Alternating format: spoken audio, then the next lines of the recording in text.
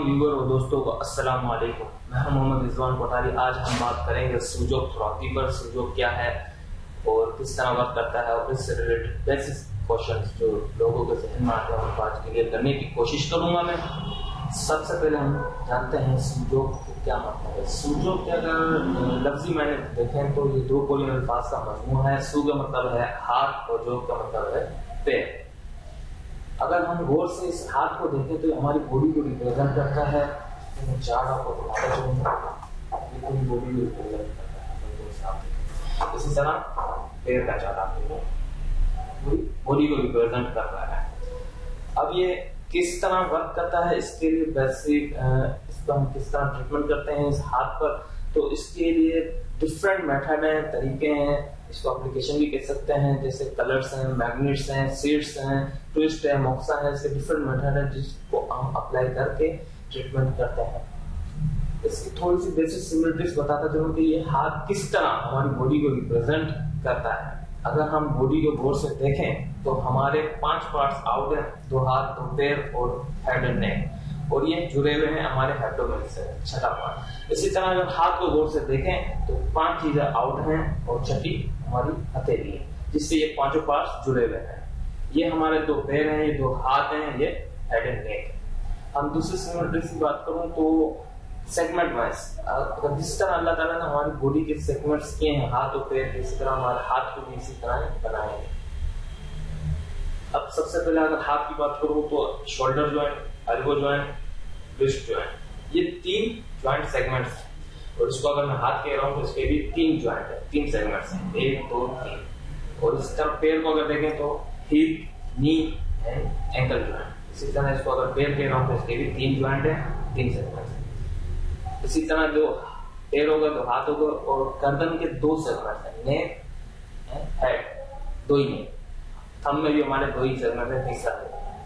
ये बड़ी गौर फिक्र करने वाली चीज है। बताने का बुनियादी मकसद ये है कि ये हाथ हमारी बॉडी को पूरा रिप्रेजेंट करता है, किसी भी सिमिलरिटी पे जाए। इसकी फर्दर मैं डिटेल में बात करूंगा जब मैं बेसिक कोर्स लेक्चर्स अपलोड करूंगा, तो उसमें मैं फर्दर डिटेल में आपको चीजें भी सिखाऊंगा और बताऊंगा कि किस तरह ये हाथ हमारी बॉडी को रिप्रेजेंट करता है। इसको रिमोट कंट्रोल कहते हैं, तो बिल्कुल सही कहते हैं।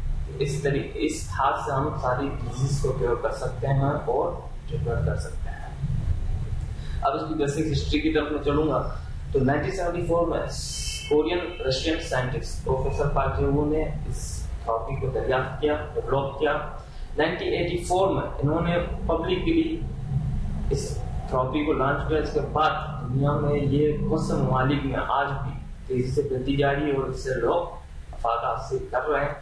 और बहुत सी ऐसी डिजीज थी जिनका इलाज मौजूद नहीं था, तो उस चीजों का भी इलाज इस थेरेपी के जरिए हम कर सकते हैं। अब मैं आता हूँ बेसिक सवालों की तरफ जो सबसे ज्यादा पूछे जाते हैं। एक्यूपंक्चर, एक्यूप्रेशर और रिफ्लेक्सोलॉजी के डिफरेंट चार्ट्स हैं और सूजोक में क्या फर्क है। तो सबसे पहले मैं एक चीज क्लियर करता चलूं कि एक्यूपंक्चर, एक्यूप्रेशर ये सब एक ही साइंस ओरिएंटेड फिलॉसफी है। सबके एक ही लॉ हैं, जैसे 5 एलिमेंट्स हो गए, इंडियन लॉ रूल्स हो गए, ये सब चीजें इन सब में एक ही है। लेकिन एक्यूपंक्चर की मैं बात करूं, एक्यूपंक्चर में मेरिडियंस हैं, पूरी बॉडी के 12 मेरिडियंस हैं, एक्स्ट्रा मेरिडियंस को मिला लें तो वो 14 या 16 हो जाते हैं। उसमें डिफिकल्टी ये है कि जहां ब्लॉकेज होती है वहीं पर नीडल्स इंसर्ट करनी पड़ती है, उसी चैनल्स के थ्रू जाना पड़ता है। बड़ा डिफिकल्ट है, इफेक्टिव जरूर है। एक्यूप्रेशर की बात करूं तो एक्यूप्रेशर में भी सेम है, वहां पंचर नहीं होता, वहां प्रेशर दबाव डालना पड़ता है बॉडी के उसी पार्ट पे जहां पर तकलीफ है, जहां पर पॉइंट्स है। बड़ा पेचीदा है और डिफिकल्ट है। रिफ्लेक्सोलॉजी के डिफरेंट चार्ट्स की बात करूं तो उसमें पॉइंट्स है, जिसने रिसर्च की, किसी ने किडनी यहाँ बनाई, किसी ने आंख यहाँ बनाई, उसके लिए बड़ा डिफिकल्ट है एक आम बंदे को उसको याद करना और उसको ट्रीटमेंट करने के लिए। अगर सूजोक की हम बात करें तो बड़ी सिंपल है सूजोक थेरेपी है। जिस तरह बॉडी है इस तरह हमारा हाथ का स्ट्रक्चर है, इसमें किसी पॉइंट को याद करने की जरूरत नहीं है, ना किसी चीज के लिए डिफिकल्टी नहीं है इसमें। जिस तरह जहां पर अगर हाथ में दर्द है तो हाथ की किस पोजीशन में, उस हाथ के उस पोजीशन को हम यहाँ पर ढूंढते, पॉइंट नहीं है, पूरा हाथ है। जिस तरह हाथ में जहाँ दर्द होगा यहाँ पर वहां का इसका पॉइंट होगा, उसी भी ट्रीटमेंट कर देंगे। दूसरा जो बेसिक क्वेश्चंस लोगों के जहन में आता है, मिसकंसेप्शन है, गलतफहमी है कि हम अगर किसी किस्म का ट्रीटमेंट कर रहे हैं तो इस तरह के इलाज जैसे सूजोग जैसे या एक्यूप्रेशर जैसे इलाज हम करवाते हैं तो उसमें साइड इफेक्ट हो सकता है। तो ये चीज क्लियर करता है कि 100% सेल्फ ट्रीटमेंट है ना, नो साइड इफेक्ट है। ये उस चीज के असरात जो नेगेटिव असरात को उनको खत्म कर सकता है और उनकी अफादियत को बढ़ा सकता है। उस ट्रीटमेंट को अगर आप साथ कोई भी चीज खा रहे हैं, पी रहे हैं, कुछ भी कर रहे हैं, उन चीजों की अफादियत को बढ़ा सकता है, खत्म नहीं करता है। ये गलत नहीं है। तीसरी चीज की किस एज में यूज किया जा सकता है, ये 6 महीने के बच्चे से लेकर 100 साल के ज़ईफ बुड्ढों या कोई भी ज़ईफ बंदा है उनको यूज किया जा सकता है।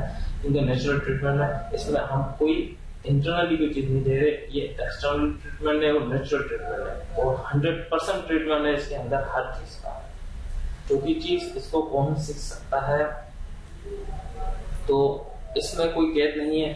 बेसिक कोर्स के लिए हर बंदा ले पर्सन सीख सकता है और सुजोग का एम है ये कि हर फैमिली में एक डॉक्टर होना चाहिए ताकि वो अपना और अपनी फैमिली का ट्रीटमेंट कर सके। इसके लिए कोई क्वालिफिकेशन की जरूरत नहीं होती बेसिक कोर्स के लिए। अगर एडवांस कोर्स की बात करें तो उसमें एक्सपर्टीज और स्किल्स की जरूरत होती है, उसके लिए नीड होती है, लेकिन बेसिक कोर्स हर कोई सीख सकता है।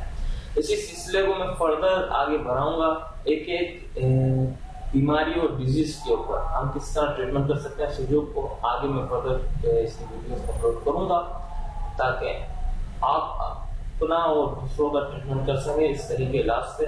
मैं डिफरेंट जितने मेथड है उनको यूज करते हुए एक एक डिजीज के ऊपर कोई ट्रीटमेंट बताऊंगा किस तरह करते हैं। इसी उम्मीद के साथ अल्लाह ताला मुझे और आपको सेहत और तंदुरुस्ती दे।